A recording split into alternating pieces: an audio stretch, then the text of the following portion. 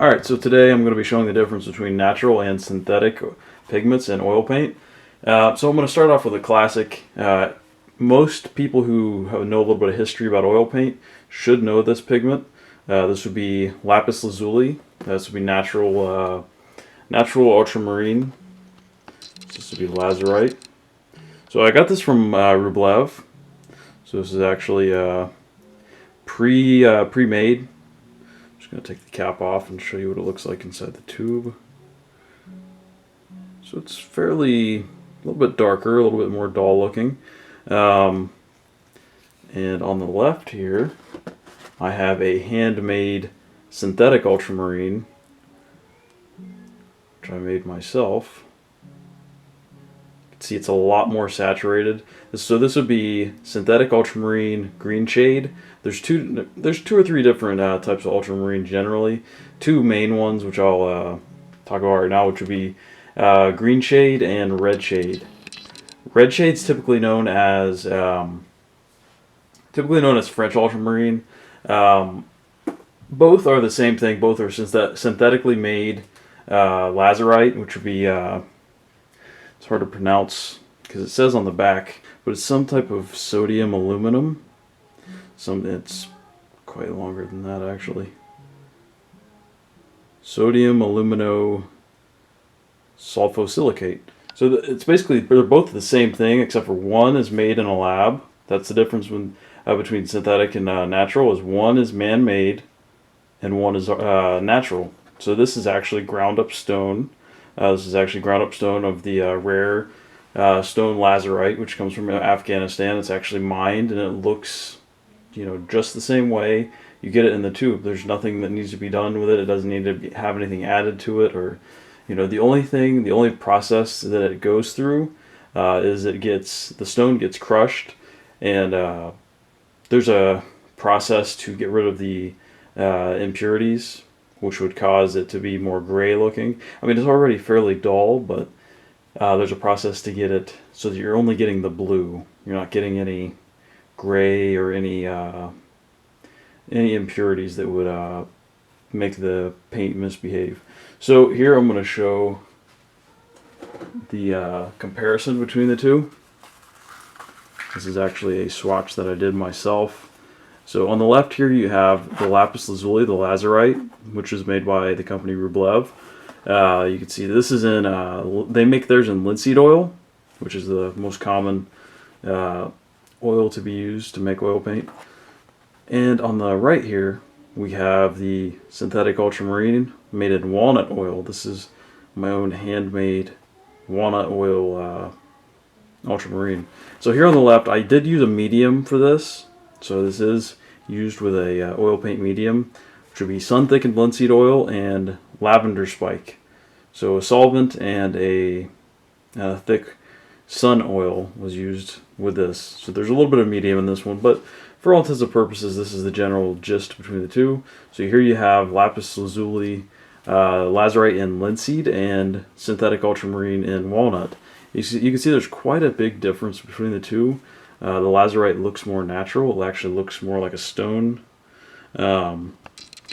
whereas the ultramarine almost looks like pen ink. If you look at it like that, it almost looks like pen ink. It's very saturated. It's very concentrated. Whereas the Lazurite looks more earthy, and there's a reason for that. This is actually ground stone, whereas this is it's made in a laboratory. Basically, you're making the same thing, but it's more concentrated. That's the difference between synthetic and natural. So it's the same thing. It's just one's more concentrated and it's man-made, whereas one is made in nature. It's not changed or altered. So there are some impurities that cause it to be like this. Natural versus synthetic ultramarine, there's a very big difference. It really depends on what you're trying to do. If you're trying to go for an old Renaissance type look, or just a classical or high realistic look, for me personally, I really like Lazurite. It looks very natural, whereas synthetic ultramarine looks very punchy. It almost looks like pen ink, like I said. It's not bad. It's very high quality, but it's depends on what you're trying to do. If you're trying to do something more contemporary, then Ultramarine would probably be the better choice, and it's a lot cheaper too. That small tube that I showed you, which I'll pull back out, this would be a 15 milliliter tube. This would be $50. So a full tube of this, got a little bit rolled up because I've used some of it. Full tube this size would be $50. Whereas a full tube this size in Ultramarine, if you can even find one that small, would only be like maybe $5. Like I said, even if you could find one that small. So there's quite a big difference because, like I said, one is just a concentrated version of the material that this is, and one is actually a stone. Like it's actually a rare mineral that's actually dug out of the earth and processed by hand. So there's quite a big difference between the two. And particle size. So the Lazurite tends to be a little bit more rough, tends to be a little bit more coarse, I guess is the word I'm trying to look for. Just because it's natural, like you're actually using a stone. There's no synthesizing going on. I mean, you are breaking the stone down and removing some impurities, but it's a stone. It's from nature. You're not synthesizing something. If anything, you're just purging some of the impurities to get just that blue color. So it's more coarse. Synthetic, all synthetics are generally more smooth, I guess, more easy spreading. Even the Mars colors, which would be synthetic iron oxides, opposed to stuff like ochres, which are natural iron oxides. Natural always tends to be more coarse because you're getting it from a natural source.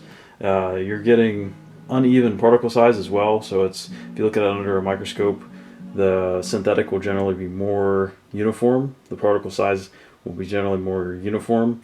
Whereas if you look at a natural pigment under a microscope, it tends to be a little bit more uneven. Like you'll see larger particles and you'll see smaller particles. And that's just because one is synthesized in a lab and concentrated. So now I'm going to show off the differences between a hue and a pigment. Okay, so the difference between synthetic versus natural is they're both the same thing. It's just synthetic is a highly concentrated version of the natural version. A hue is something completely different. A hue is something that's not even the same thing as the pigment in question. So here I have Vermilion, the Lazurite that I just showed you.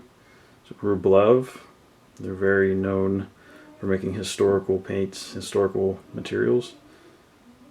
So you see there, this is real ultramarine. Not ultramarine, I'm sorry. The real Vermilion. Sorry about that. This is this is actually their highest costing paint. This tube right here is like $55–$60, something like that. It's 20 milliliters, so it's just slightly bigger than the tube I just showed you, which is a synthetic pigment. So these are man-made. These pigments right here, those are man-made, and it comes from the original source. There is a natural source of Mercuric Sulfide, which is red, which would be called cinnabar. I don't have any of that on hand.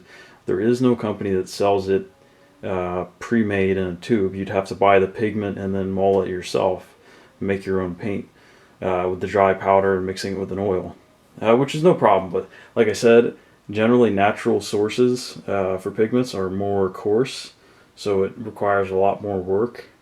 So it's something to think about if you're mulling your own paints. Natural pigments tend to be a lot harder to make a paint out of, especially if you don't use any fillers or stabilizers, because it's from a natural source. So the pigment particles are different, and all that. So here is a hue. Hues are just imitations. Hues are something that are supposed to look like the real thing.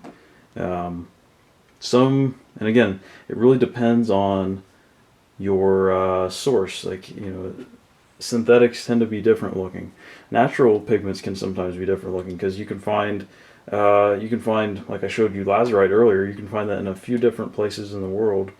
But Afghanistan's the most known.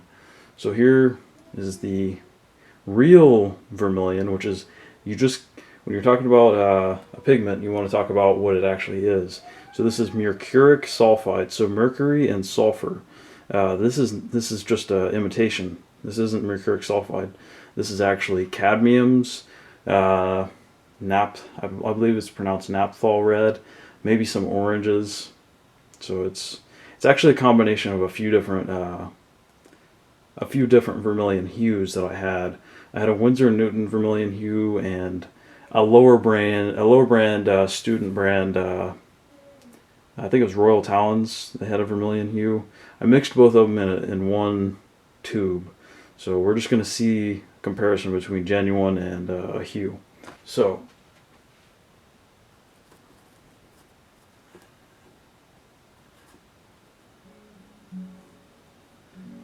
here on the left we have the hue. It's a combination between Royal Talons, I believe it's Royal Talons and Winsor & Newton vermilion hue. And on the right we have the actual vermilion paint, vermilion pigment, which would be mercuric sulfide. This would be by Rublev. So you can see there's quite a difference. You're not going to, and the handling properties are different because this isn't mercuric sulfide. This is.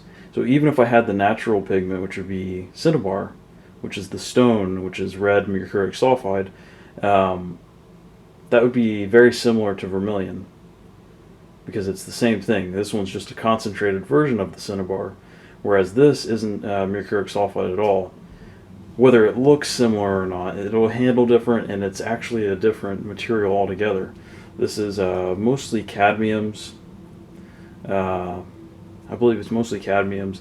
Maybe, like I said, maybe some naphthol red, or maybe a Hansa yellow might be tossed in there.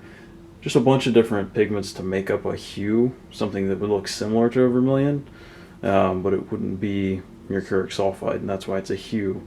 So there's hue, synthetic, and natural. So hopefully you found this entertaining, and yeah, check out my other videos. I have other tips and explanations of different types of art materials on this channel, and hopefully have more to come. Take it easy.